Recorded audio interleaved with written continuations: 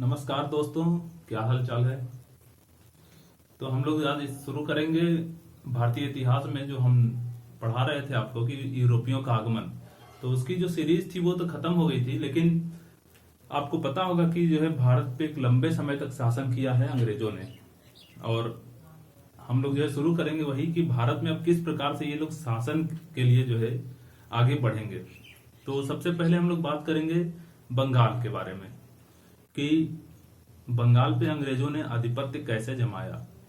क्योंकि बंगाल जो था स्टार्टिंग से ही जो है वो बंगाल जो था वो सबसे फेमस रहा था, क्योंकि ये एक डेल्टाई क्षेत्र है, सुंदरबन डेल्टा यहाँ पे है।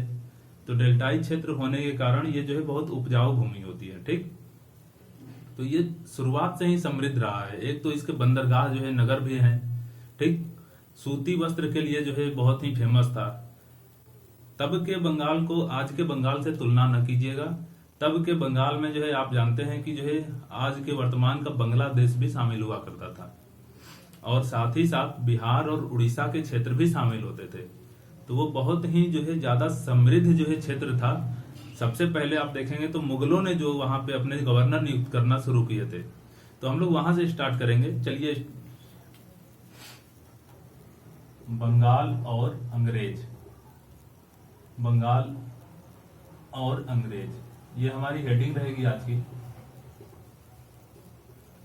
तो हम लोग देखेंगे कि कैसे बंगाल में अंग्रेजों ने अपना शासन आधिपत्य स्थापित किया। तो देखिए, कुछ डेट हम लिखते हैं, उसको आप पहले ध्यान से रखेंगे अपने दिमाग में। एक डेट है 1700, एक डेट है 1717। ठीक है, दो डेटों को आप ध्यान रखिएगा। देखिए, होता क्या है कि हम आपको पहले ही बता चुके हैं, जब अंग्रेज वाले सीरीज में पढ़ा रहे थे कि 1651 में बंगाल का जो गवर्नर होता है शाह सुजा, उसने जो है अंग्रेजों को व्यापारिक छूट प्रदान कर दी। ठीक है, बाद में जो है 3 जगह सूतानाती, कालीकाता और गोविंदपुर, 3 क्षेत्र की जमींदारी मिल जाती है अंग्रेजों को। अब देखिए, जमींदारी मिलने से मतलब ये हो गया सीधा सीधा ये लोग कहीं ना कहीं राजनीति में भाग ले लिए। और ये राजनीति ये राजनीति नहीं, ये जमींदारी में जो है सबसे जो ये मिलती है परमिशन जमींदारी की, वो जो है औरंगजेब का पोता होता है, जिसका नाम होता है अजीजू शान। उसने जो है परमिशन दे दी थी तीनों जो है क्षेत्रों की जमींदारी की। खैर, वो तो बात की बात है, वो हम लोग पिछली वीडियो में बात कर चुके थे। अभी जो हम लोग बात करेंगे वो 1700 से शुरू करेंगे। अब औरंगजेब इस समय शासक होता है 1700 में, और 1700 में जो है बंगाल मुगलों के अधीन रहता है। तो उस समय जो है 1700 में औरंगजेब ने, एक व्यक्ति होता है जिसका नाम है मुर्शिद कुली खान। मुर्शिद कुली खान, इस मुर्शिद कुली खान को औरंगजेब जो है क्या करता है, दीवान बना के भेजता है, दीवान नियुक्त करता है। दीवान का मतलब समझ रहे हैं? दीवान का मतलब होता है राजस्व वसूल करके राजा को भेज देना। तो दीवान नियुक्त करता है कौन? औरंगजेब। किसको? मुर्शिद कुली खान को। कौन नियुक्त करता है? हम यहाँ पे लिख दे रहे हैं, औरंगजेब। अब औरंगजेब जब इसको जो है दीवान नियुक्त कर देता है, और यहाँ का जो गवर्नर होता है वो कौन रहता है? अजीमू शान, जो हमने आपको बताया। अब चूंकि जो है ये अपना काम तो स्वतंत्रता पूर्वक करता ही रहता है, लेकिन होता क्या है कि औरंगजेब की मृत्यु के बाद अजीमू शान जो होता है वो थोड़ा सा इनके पे जो है रौब जमाने लगता है। होता नहीं है, गवर्नर है भाई तो उनके पास ज्यादा पावर है, तो वो करने क्या लगता है कि इससे थोड़ा सा जो है अनबन होने लगती है कुछ बातों को लेके। तो ये सोचता है कि जो है ज्यादा जो है हम लोग के बीच दिक्कत ना हो जाए, और ये चूंकि जो है अजीम शान जो है वो कहीं ना कहीं ताल्लुक रखता है किससे? तो मुगल जो खानदानी जो है लोग हैं उनसे। तो इस चीज को ध्यान में रखते हुए मुर्शिद कुली खान अपना जो है राजधानी ही जो है, जो कि उसका राजधानी होता है ढाका में, वो वहां से स्थानांतरित कर लेता है। और ढाका से इसने अपनी राजधानी बदल दी। मुर्शिद कुली खान ढाका से राजधानी ट्रांसफर कर दी और कहा ला दिया? मुर्शिदाबाद। मुर्शिदाबाद एक शहर का नाम ही रखा था अपने नाम पे, मुर्शिदाबाद। ये पश्चिम बंगाल में वर्तमान में पड़ता है। तो ढाका से अपनी राजधानी जो है ला दी मुर्शिदाबाद। ध्यान रखेंगे आप, मुर्शिदाबाद। तो अब जो है हम लोग जो है बात करें अगर 1717 में क्या होता है। देखें, ढाका से राजधानी बदल दी, अब सारी जो है विवाद की जड़ खत्म हो गई। वो जो था गवर्नर वो ढाका में रहता था, अजीम उसान। अब जो है ढाका में होने के बाद जो है ये अपना जो है मुर्शिदाबाद में रहने लगा। नजराना अपना जो भी राजस्व होता था वो पेश कर देता था। अब ऐसे में जो है फिर 1707 में जब औरंगजेब की मृत्यु हो जाती है, उसके बाद धीरे धीरे एक एक करके कई सारे शासक बनते हैं, मुगल शासक बनते हैं। 1717 में इसी तरह फर्रुख सियर शासक बनता है, फर्रुख सियर। इस फर्रुख सियर को आपको पता है कि घृणित कायर भी कहा जाता है, घृणित कायर का उपनाम दिया जाता है। ठीक है, तो ये फर्रुख सियर जो है, तो फर्रुख सियर ने किया क्या, 1717 में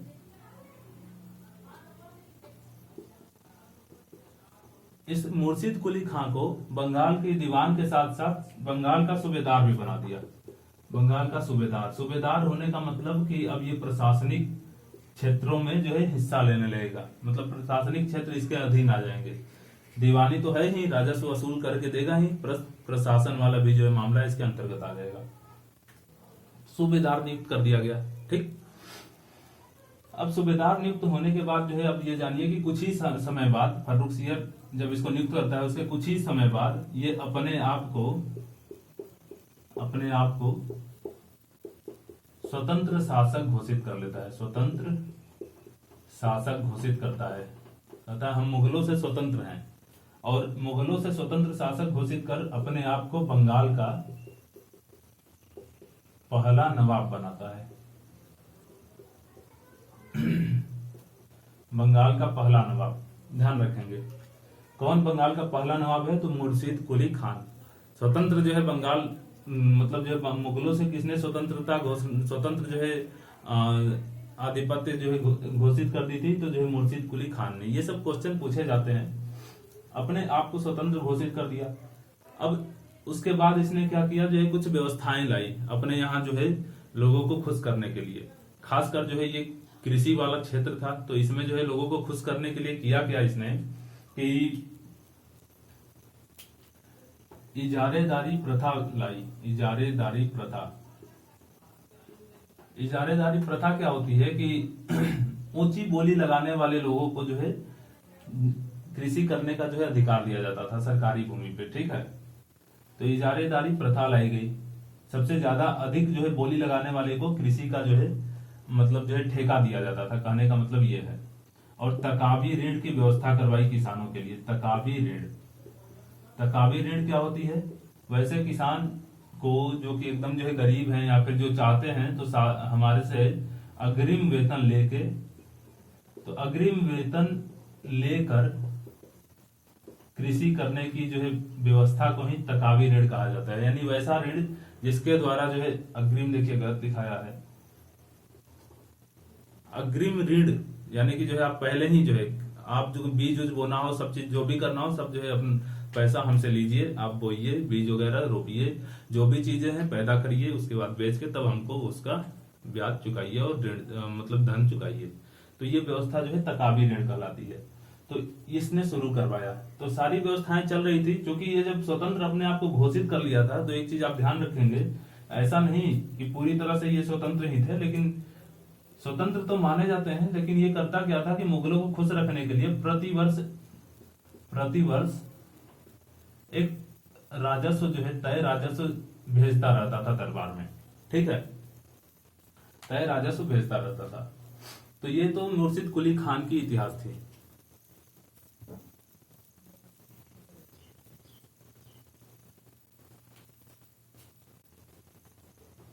अब हम लोग जो है आगे पढ़ेंगे कि इसके बाद जो है कौन आता है बंगाल पे।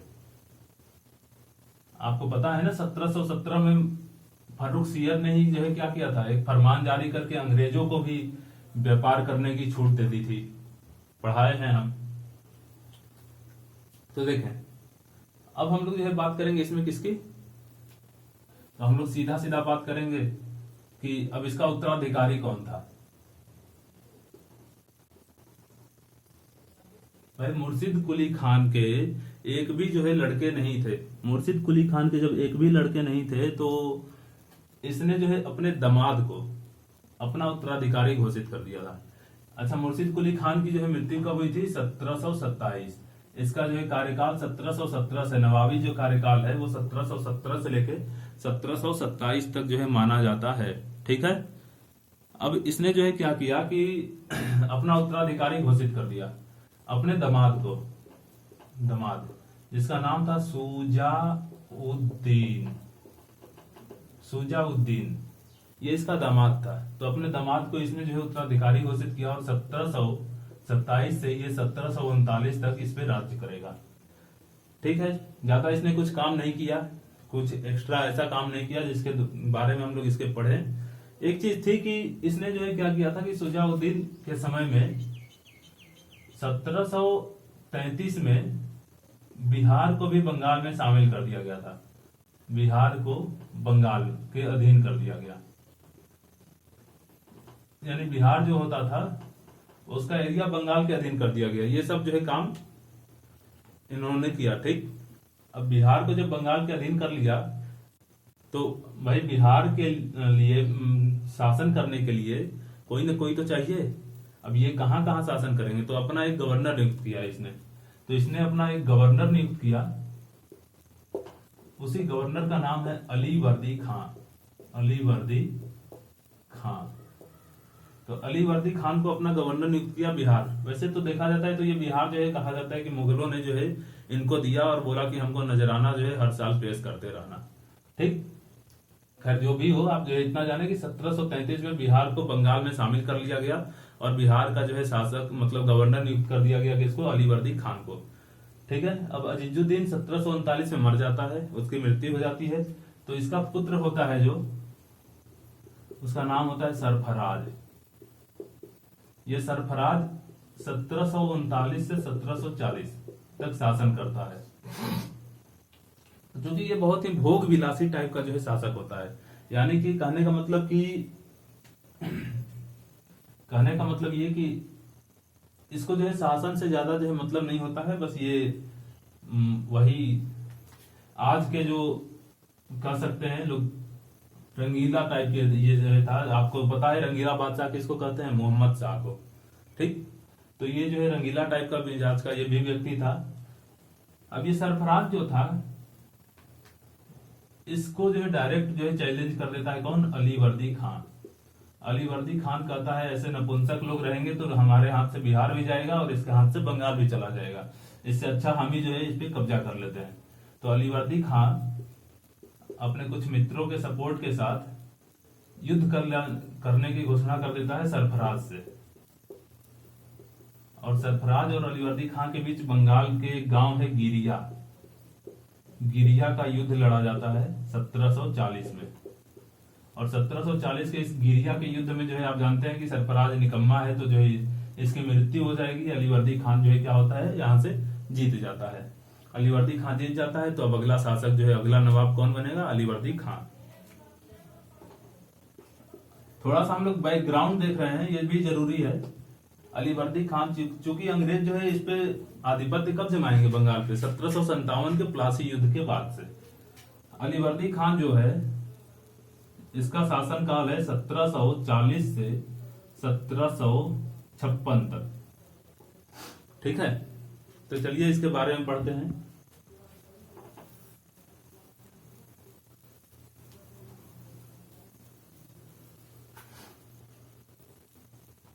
तो आप देखिएगा कि जो ये अलीवर्दी खान है ये सबसे पहले जब युद्ध करके भाई जो है नवाब बना है तो इसके मतलब जो है जो बंगाल के लोग हैं और भी लोग तो उसके चाचा मामा के लड़के होंगे जो वो भी तो विरोधी होंगे। तो क्या वो मान जाएंगे डायरेक्ट कि ये नवाब रहेगा, हम लोग जो है कुछ ना बोले? तो ऐसा पॉसिबल ही नहीं था। तो इस तरह से जो है इसने जो है उस समय जो मुगल का शासक था, मुगलों का शासक था मोहम्मद शाह।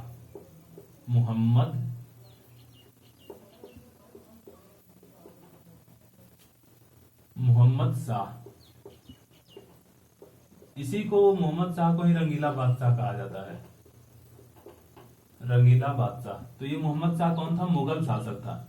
इसको जो है क्या किया अलीवर्दी खान ने? इसको जो है उपहार भेज दिया। 1-2 करोड़ रुपए की उपहार थी, मतलब पैसा वैसा जो है कह सकते हैं सीधे घूस भेज दिया। तो इससे खुश होकर जो है मोहम्मद शाह ने इसको जो है नवाब घोषित कर दिया, नवाब घोषित कर दिया। अब अलीवर्दी खान के जो है रास्ते से सब लोग हट गए। भाई जो है मुगल से अब कौन पंगा लेना चाहेगा। मुगल साम्राज्य अभी भी बहुत बड़ी साम्राज्य मानी जाती थी, और कहीं ना कहीं मुगल शासक ही अगर नवाब घोषित कर दिए तो मतलब ये हो गया कि ये नवाब हैं, अब इनके विरुद्ध जो है आवाज उठाना बंद हो गया। अलीवर्दी खान अब जो है क्या किया कि इसके बाद जो नियमित राजस्व अब तक जो है बंगाल के नवाब भेजा करते थे मुगलों को, उस नियमित राजस्व पर इसने रोक लगा दी, और इसने जो है राजस्व देना जो है ही बंद कर दिया। तो अलीवर्दी खान पहला जो है बंगाल का ऐसा नवाब होता है जिसने जो है क्या किया, राजस्व को देना जो है समाप्त कर दिया, मुगलों के दरबार में राजस्व भेजना ही समाप्त कर दिया। इसने जो है अपना पूरा फोकस बंगाल के उत्थान में लगाया। भाई टैक्स नहीं देगा तो जितनी भी पैसा होगी वो क्या होगा, बंगाल के जो है डेवलप के बारे में लगाई जाएगी। तो बंगाल के उत्थान के बारे में लगाया, बंगाल के उत्थान के लिए लगाया, ठीक, कृषि वगैरह में लगाया। तो बंगाल इस समय जो है अपने आप में बहुत ही संपन्न राज्य हो गया था, बहुत ही संपन्न प्रांत हो गया था, और इस समय बंगाल को भारत का स्वर्ग कहा जा रहा था, और इसीलिए जो है अंग्रेजों के आंखों में ये खटक रहा था। ठीक है, अंग्रेजों की आंखों में इसीलिए ये खटक रहा था। ठीक है, भारत का स्वर्ग इसे कहा जाने लगा इस समय तक। अब ये जो अलीवर्दी खान था, इसको जो है एक लोग बहुत परेशान किए, वो थे मराठे। क्योंकि मराठों का काम क्या था, उनकी जो भूमि वो महाराष्ट्र वाले क्षेत्र में होते थे। तो मराठे जो थे वो चूंकि जो है वो किस टाइप के जो है व्यक्ति थे, तो वो उनका जो है काम ही था कि लोगों को लूट के अपना राजस्व भरना।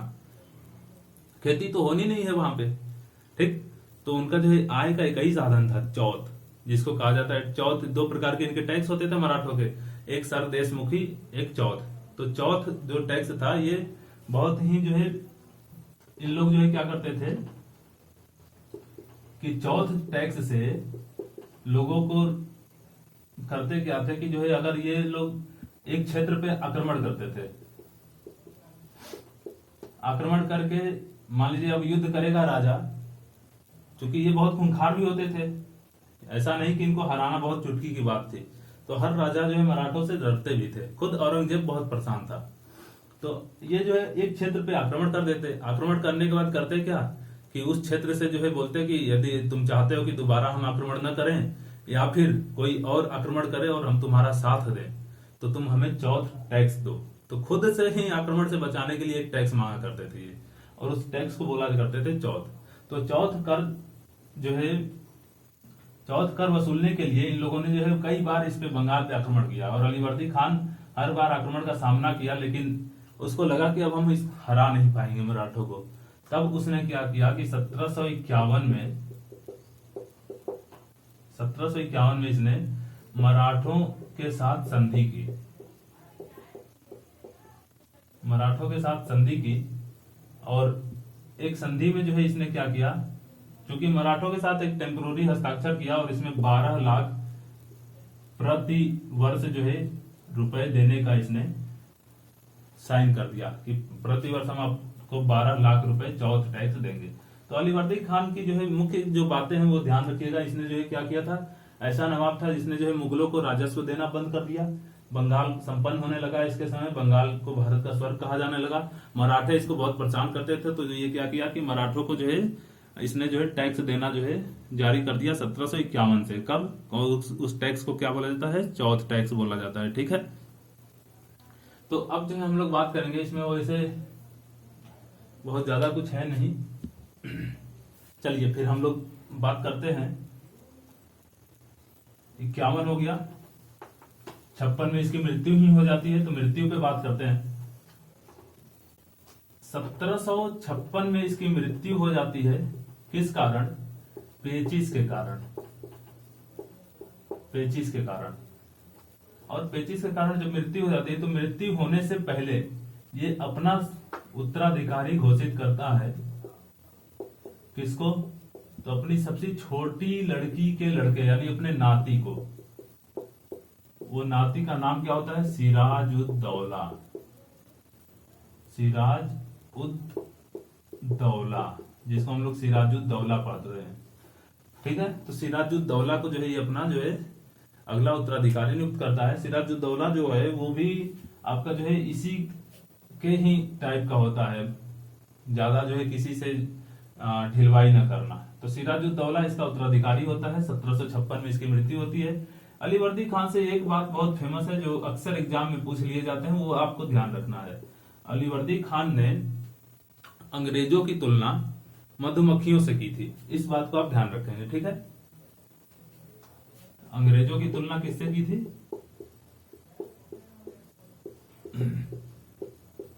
मधुमक्खियों से। इसने ये कहा था कि भाई अंग्रेज मधुमक्खी के समान है, यदि आप इन्हें जो है छेड़ोगे तो काट काट के खा जाएंगी, और यदि छोड़ोगे तो जो है शहद देंगी आपको। तो ये जो है ये जो डायलॉग थी इसने जो है अलीवर्दी खान ने इन्हीं के लिए बोला था, अंग्रेजों के लिए। ये बात एग्जाम में पूछे जाते हैं। अब हम लोग पढ़ेंगे 1756 से लेकर 1757 लास्ट तक जो है कौन रहता है? सिराजुद्दौला। तो आप देखेंगे कि जो है बहुत ज्यादा लंबा कार्यकाल नहीं है, लेकिन जो है बंगाल में जो चेंजिंग होते हैं वो कहीं ना कहीं सिराजुद्दौला के समय होते हैं। तो प्लासी की युद्ध हम लोग पढ़ेंगे, और उससे पहले अगले वीडियो में हम लोग ये सब पढ़ेंगे, और उसमें पढ़ेंगे कि क्या बैकग्राउंड बनती है, क्यों प्लासी का युद्ध होता है। ठीक, प्लासी की युद्ध होने के बाद और स्थितियां फिर कैसे जो है गंभीर हो जाती हैं, तो हम लोग इस चीज को देखेंगे। तो असली जो है बंगाल पे जो अंग्रेजों का आधिपत्य होगा अब यहाँ से स्टार्ट माना जाएगा। इससे पहले हम लोगों ने मुर्शिद कुली खान, ठीक है, और उसके बाद जो है मुर्शिद कुली खान के दामाद हो गए सुजाउद्दीन, उसके बाद से सरफराज, उसके बाद ये अलीवर्दी खान, इन चारों को हमने पढ़ा। ठीक है, इसका भी जो है कोई अलीवर्दी खान का भी जो है कोई बेटा नहीं होता है, तो ये अपने नाती को जो है अपना उत्तराधिकारी घोषित करता है। चलिए, फिर कोई भी प्रॉब्लम हो तो आप जो है कमेंट बॉक्स में लिखिए। ठीक, थैंक यू।